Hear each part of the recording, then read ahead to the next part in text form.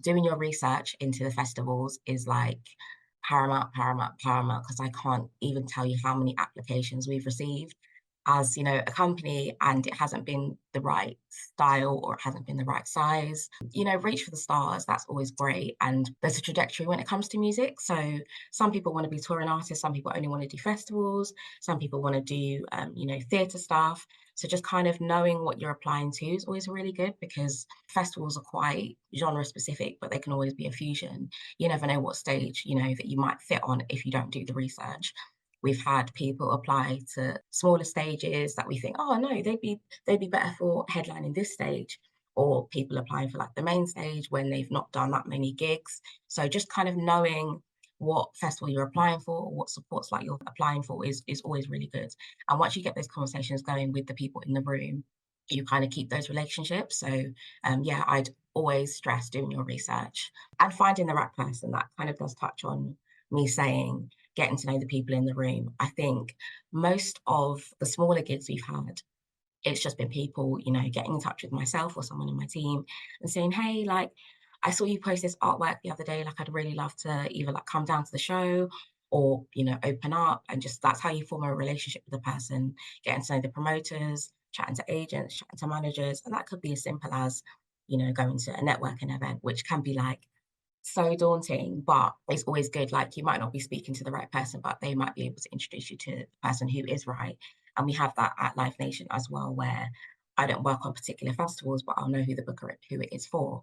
So if I have a relationship with that artist, I think they're really great, and we've kind of like struck up good conversation regarding their music, I always say, okay, well, I'm not the right person, but I can, point you in the right direction. So yeah, always ask the right person, ask questions, never feel like you can't speak to people, or it might feel daunting, just striking up initial conversation, but the worst the person can do is say no, but you always move on and you will find someone that will be able to help you.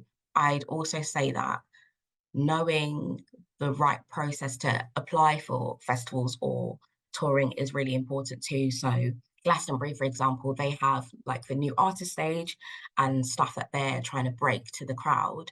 And there's an application process that's specific to those stages, just kind of knowing little bits here and there. And again, that goes back to asking questions. If you don't know, like, okay, can I submit for this particular stage with an online form?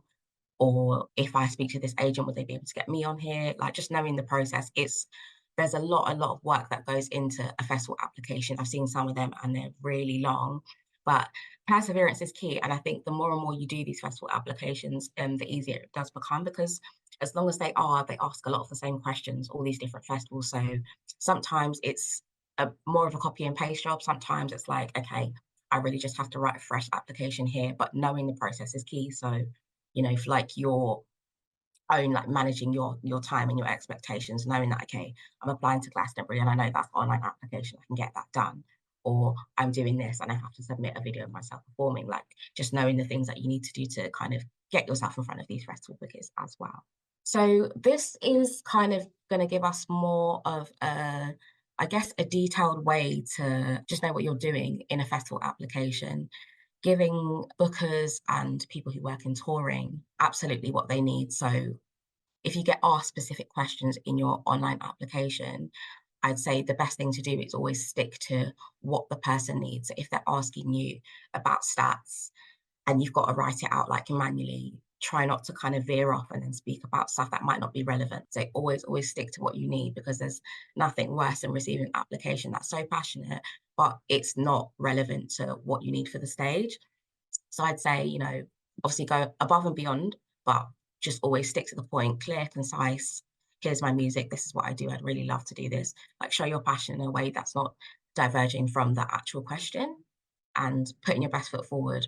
When it comes to application processes, because they're so, I guess, because they can be quite tedious and long, putting your best foot forward can sometimes come as like, oh my gosh, like I've written this 1,000 times, I can't do this anymore.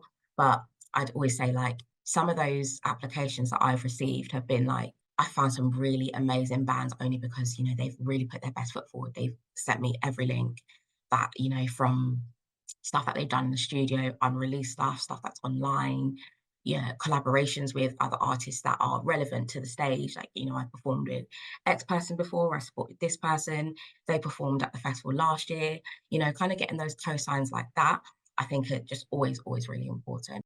Out of all of the applications we have in touring and all the applications we have in festivals, most people are always amazing. So like never take it to heart if you don't make it the first time round. Like there's always a way to kind of maybe circle back. Like now that you've got an email or you know the way to do it, always try again because there's some people that haven't been successful first time round, but second, third, fourth, it just takes perseverance sometimes. And because there's so many amazing artists, which I'm sure you guys all are, sometimes it's just hard to pick and you kind of just have to go with, okay, picking a name out of the hat kind of process. But yeah, I'd say there's always next year. So try and maintain those relationships if you don't, or if you're not successful on your first round at applying for these festival slots.